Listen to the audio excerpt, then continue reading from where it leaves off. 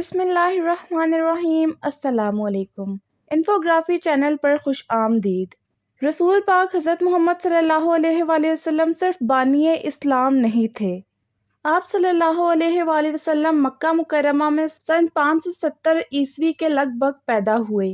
آپ صلی اللہ علیہ وآلہ وسلم کا تعلق قبیلہ قریش سے تھا اور ان کا خاندان سیاست اور تجارت میں بڑھ چڑھ کر حصہ لے رہا تھا۔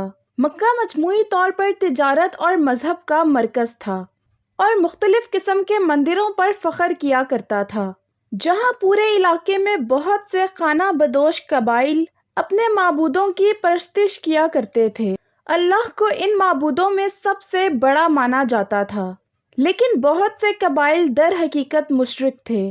رسول پاک صلی اللہ علیہ وآلہ وسلم کے دادا حضرت عبد المطلب قریش کے ایک بڑے قبیلہ ہاشم کے سردار تھے۔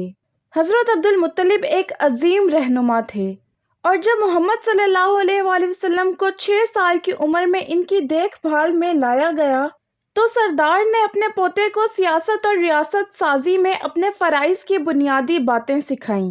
افسوس کی بات یہ ہے کہ حضرت محمد صلی اللہ علیہ وآلہ وسلم کے دادا کا 578 سن عیسوی میں انتقال ہو گیا اور رسول پاک صلی اللہ علیہ وآلہ وسلم کو اب اپنے دادا کے بعد اپنے چچا کی دیکھ بھال میں دے دیا گیا۔ حضرت ابو طالب جو کہ ایک سادہ سے سوداگر تھے، جب محمد صلی اللہ علیہ وآلہ وسلم اپنی نوجوانی کو پہنچے تو انہوں نے اپنے چچا کے لیے بحیثیت چرواہے کے کام کرنا شروع کر دیا اور ان کے ساتھ اپنے قافلے کے ساتھ شمالی شام تک کے مقامات تک گئے۔ وقت گزرنے کے ساتھ ساتھ اپنے سفر اور کام کرنے کے ذریعے محمد صلی اللہ علیہ وآلہ وسلم نے اپنے لیے الامین کا لقب حاصل کر لیا، جس کا مطلب ہے امانت دار، یعنی ایسا شخص جس پر آپ بھروسہ کر سکتے ہیں۔ محمد صلی اللہ علیہ وآلہ وسلم اکثر لمبے عرصے کے لیے شہر سے دور پہاڑی غار میں عبادت کے لیے چلے جایا کرتے تھے۔ جیسا کہ کہا جاتا ہے سن 610 میں ایک بار جب رسول پاک صلی اللہ علیہ وآلہ وسلم عبادت کی غرض سے غار حرا میں موجود تھے، تب رسول پاک صلی اللہ علیہ وآلہ وسلم کے پاس سب سے پہلی بار حضرت جبرائیل تشریف لائے اور یہاں رسول پاک صلی اللہ علیہ وآلہ وسلم پر سب سے پہلی وحی نازل ہوئی۔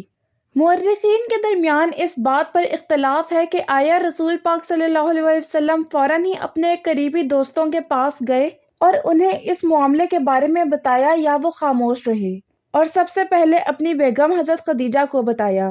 لیکن مسلم مورخین کے مطابق رسول پاک صلی اللہ علیہ وآلہ وسلم وہاں پہاڑ پر سے سیدھا حضرت خدیجہ کے پاس گئے اور حضرت خدیجہ نے فوراً ان کی بات مان لی اور ان پر یقین کیا، اور حضرت خدیجہ کے بعد مردوں میں سب سے پہلے حضرت ابو بکر جو کہ رسول پاک کے سب سے قریبی دوست تھے، انہوں نے سب سے پہلے اسلام قبول کیا۔ جلد ہی محمد صلی اللہ علیہ وآلہ وسلم نے مزید لوگوں کو اسلام کی تبلیغ شروع کر دی اور یوں ایک چھوٹی سی جماعت ان کی پیروکار بن گئی۔ لوگوں کے ان پر ایمان لے آنے اور ان کی پیروی کرنے کی سب سے بڑی وجہ یہ تھی کہ ان کا پیغام توحید پر مبنی تھا، جس میں دوسرے معبودوں کی پرستش کی مذمت کی گئی تھی۔ مکہ کے مشرک قبائل محمد صلی اللہ علیہ وآلہ وسلم سے کافی ناراض تھے، کیونکہ محمد صلی اللہ علیہ وآلہ وسلم کا پیغام اور ان کی بڑھتی ہوئی پیروکاری صرف ایک مذہبی مسئلہ نہیں تھا، بلکہ اس نے مشرکین مکہ کے لیے معاشی مسائل بھی پیدا کرنا شروع کر دیے تھے۔ محمد صلی اللہ علیہ وآلہ وسلم نے مکہ میں بت پرستی کے خلاف آواز اٹھائی تھی، جس کا ڈائریکٹلی امپیکٹ مکہ کے ٹورزم پر ہوا تھا، جس کا اثر ان تاجروں پر پڑا تھا جو ہر سال ہزاروں کی تعداد میں آنے والے حاجیوں کی خدمت کیا کرتے تھے۔ یہاں تک کہ ان تاجروں میں سے کچھ کا تعلق محمد صلی اللہ علیہ وآلہ وسلم کے اپنے قبیلہ قریش سے بھی تھا۔ قریش کے سرداروں نے اپنی تمام تر کوششیں شروع کر دیں کہ کسی طریقے سے محمد صلی اللہ علیہ وآلہ وسلم اپنی تبلیغ ترک کر دیں۔ قبیلہ قریش نے محمد صلی اللہ علیہ وآلہ وسلم کو ان کی تبلیغ سے باز رکھنے کے لیے ان پر اور ان کے پیروکاروں پر تجارتی پابندیاں عائد کرنی شروع کر دیں، یہاں تک کہ وہ لوگ قحط کا شکار ہو گئے اور محمد صلی اللہ علیہ وآلہ وسلم پر قاتلانہ حملے کی پوری کوشش کی گئی۔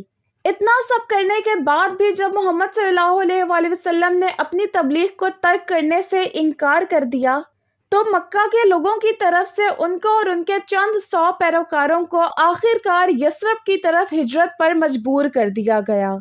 یہاں اس بستی کے سرداروں نے محمد صلی اللہ علیہ وآلہ وسلم کو اس امید پر دعوت دی کہ وہ ان کی خونی خانہ جنگی کو ختم کر دیں، اور اس شہر کا نام بالآخر تبدیل کر کے مدینہ رکھ دیا گیا، جس کا مطلب ہے نبی کا شہر۔ یہاں محمد صلی اللہ علیہ وآلہ وسلم کے سننے والوں کی تعداد بڑھنے لگی، اور اگلے 6 سالوں میں انہوں نے یہاں ایک پہلی مسلم کمیونٹی تشکیل دی۔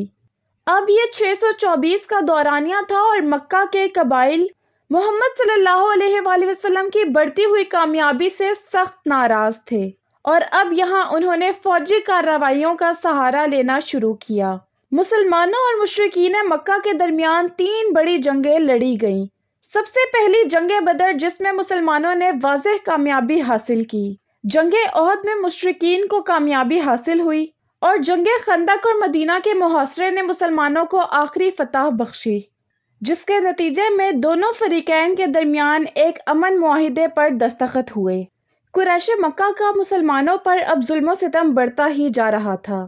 مسلمانوں کی مکہ سے مدینہ ہجرت میں کفار کی مخالفت میں کوئی کمی واقع نہ ہوئی، بلکہ ان کی دشمنی میں اور بھی اضافہ ہو گیا، کیونکہ مسلمانوں کو اب ایک محفوظ پناہ گاہ حاصل ہو گئی تھی۔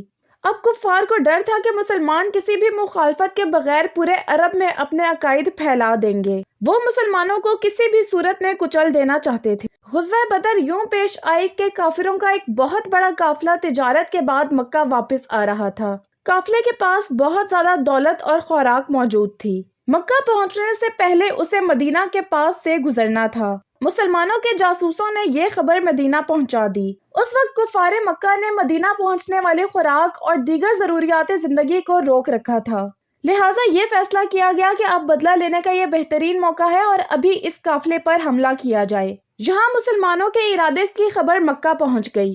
مسلمانوں کے قافلے پر حملے کا مطلب تھا کہ تمام سامان تجارت اور دولت سے ہاتھ دھو بیٹھنا۔ اپنے مال کے لٹ جانے کے خوف اور مسلمانوں کی نفرت نے انہیں جنگ کرنے پر آمادہ کر دیا۔ ابو جہل، جو کہ مسلمانوں کا مکہ میں سب سے بڑا دشمن تھا، اس نے اپنے ساتھیوں کو جنگ کے لیے اکسانا شروع کیا۔ ادھر منافقین اور مدینہ کے یہودیوں کی وجہ سے ابو سفیان کو پہلے ہی مسلمانوں کے حملے کی خبر مل گئی۔ اس نے کم استعمال ہونے والے راستوں کی طرف سے اپنے قافلے کو گزار لیا اور قافلے کو محفوظ طریقے سے مکہ تک پہنچا دیا۔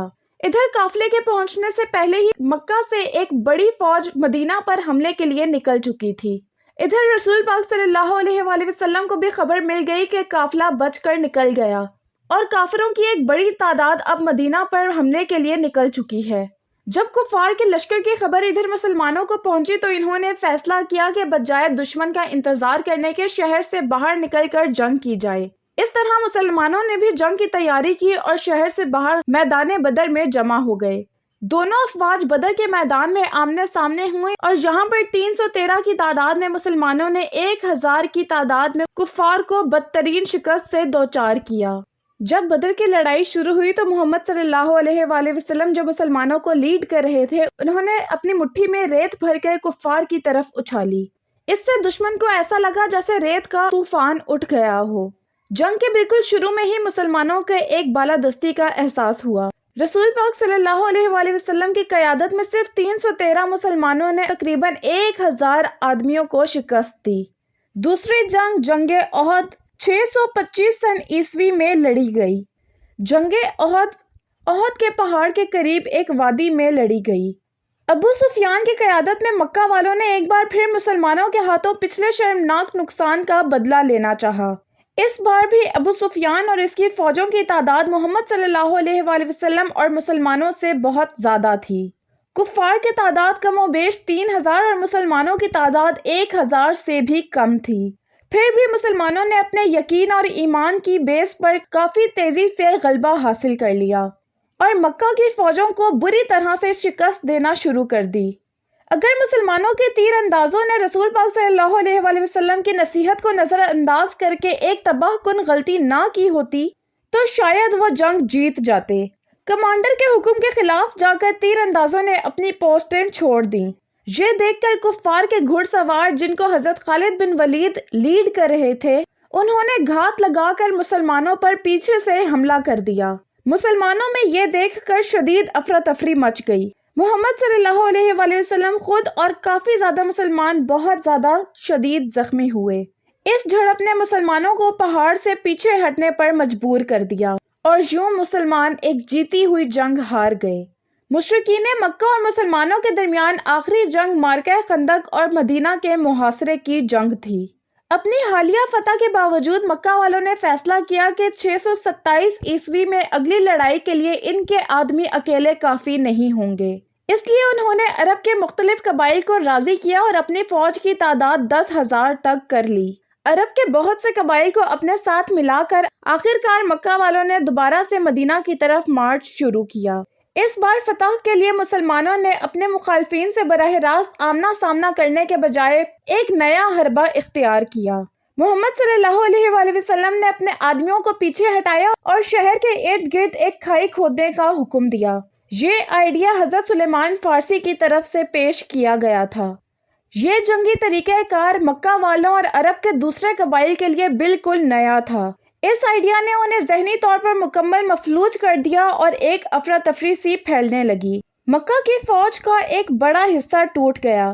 زیادہ تر قبائل ان کا ساتھ چھوڑ گئے اور مکہ والے اکیلے رہ گئے۔ اس طرح مسلمانوں کی اس سرپرائز اسٹریٹجی کی وجہ سے مسلمانوں کو ایک بڑی کامیابی حاصل ہوئی۔ مسلمانوں نے اس فتح کا بھرپور فائدہ اٹھایا اور حقیقت یہ ہے کہ مکہ والے بھی اس مسلسل جاری جنگ سے اب تنگ آ رہے تھے، کیونکہ اس مسلسل جنگ کے ان کی اپنی معیشت پر بھی بہت منفی اثرات پڑ رہے تھے۔ محمد صلی اللہ علیہ وآلہ وسلم اور صحابہ کرام کو مکہ مکرمہ سے نکلے اب 6 سال ہو چکے تھے۔ حج کی تمنا آپ کے اور صحابہ کرام کے دلوں میں شدت پکڑتی جا رہی تھی۔ حج زمانے جاہلیت سے ہی عربوں کا قومی شعار تھا، دشمن کو بھی اس کی ادائیگی سے نہیں روکا جاتا تھا۔ گویا مسلمانوں کو بھی حج کرنے کا حق تھا۔ ایک خواب کی بنا پر رسول پاک صلی اللہ علیہ وآلہ وسلم نے مدینہ اور آس پاس کی بستیوں میں حج پر جانے کا اعلان کر دیا، جس کے نتیجے میں 1400 مسلمان آپ کے ساتھ ہو گئے۔ لیکن اپنی دوسری بدترین شکست کے باوجود بھی مشرکین مکہ باز آنے کے لیے تیار نہیں تھے۔ انہوں نے مسلمانوں کو مکہ میں داخل ہونے سے روک دیا۔ مسلمانوں کے مکہ میں داخل ہونے سے پہلے مشرکین نے مسلمانوں کے پاس ایک وفد بھیجا۔ انہوں نے مسلمانوں کے ساتھ ایک معاہدہ طے کیا جسے صلح حدیبیہ کا نام دیا گیا۔ اس معاہدے میں بہت سی شقیں ایسی تھی جو مسلمانوں کے خلاف جاتی تھیں، مگر پھر بھی مسلمانوں نے اسے منظور کر لیا اور یہ طے ہوا کہ مسلمان اس سال ایسے ہی واپس چلے جائیں گے اور اگلے سال حج کے لیے آئیں گے۔ سن 630 عیسوی میں مکہ کے اتحادی پہلے ہی نئے معاہدے کی خلاف ورزی کر چکے تھے اور مسلمان بھی اس جنوری میں اپنے معاہدے کے ختم ہونے کو برقرار رکھنے میں دلچسپی نہیں رکھتے تھے۔ اس سال جنوری میں مسلمانوں نے دوبارہ سے مکہ کی طرف سفر کیا اور راستے میں زیادہ سے زیادہ قبائل کی حمایت حاصل کر لی۔ جب مسلمان مکہ تک پہنچے تو مکہ والوں کو اس حقیقت کا بخوبی علم ہو چکا تھا کہ اب ان کے پاس کوئی طاقت نہیں بچی، اور انہوں نے محمد صلی اللہ علیہ وآلہ وسلم کو اجازت دی کہ وہ مکہ شہر کو بغیر کسی مزاحمت کے اپنے قبضے میں لے لیں۔ مکہ کے بہت سے شہریوں نے اسلام قبول کرنا شروع کر دیا، کیونکہ مسلمان اب ایک غالب طبقہ بن چکے تھے، وہ بھی بہت ہی کم عرصے میں۔ فتح مکہ کے کچھ ہی عرصے کے بعد رسول پاک صلی اللہ علیہ وآلہ وسلم واپس مدینہ تشریف لے آئے، جہاں پھر وہ آخر تک مقیم رہے۔ اگرچہ آپ نے پورے جزیرہ نمائے عرب کو اسلام کے تحت متحد کرنے کے لیے کام جاری رکھا اور اپنی کوششوں میں بڑی کامیابی حاصل کی۔ اگلے سال حج کے موقع پر انہوں نے اپنا آخری خطبہ کوہ عرفات پر دیا اور پھر مدینہ واپس آ گئے۔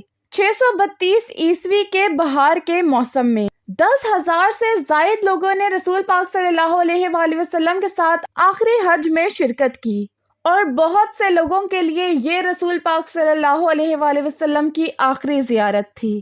مدینہ پہنچنے کے فوراً بعد آپ صلی اللہ علیہ وآلہ وسلم بیمار ہو گئے، اور اسی بیماری میں 8 جون 632 عیسوی کو آپ صلی اللہ علیہ وآلہ وسلم نے اپنی جان آفرین کے سپرد کر دی۔ محمد صلی اللہ علیہ وآلہ وسلم کے انتقال کے بعد اسلام کا ایک نیا دور شروع ہوا۔ رسول پاک صلی اللہ علیہ وآلہ وسلم کی تعلیمات پورے ایشیا اور یورپ تک پہنچ رہی تھیں، اور یہ مسلم سلطنتوں اور فاتحین کے دور کی صرف ایک شروعات تھی۔ اگر آپ نے ویڈیو کو یہاں تک دیکھا ہے تو آپ کا بے حد شکریہ۔ اس سلسلے کے مزید پارٹس دیکھنے کے لیے اس چینل کو سبسکرائب کر لیں۔ شکریہ۔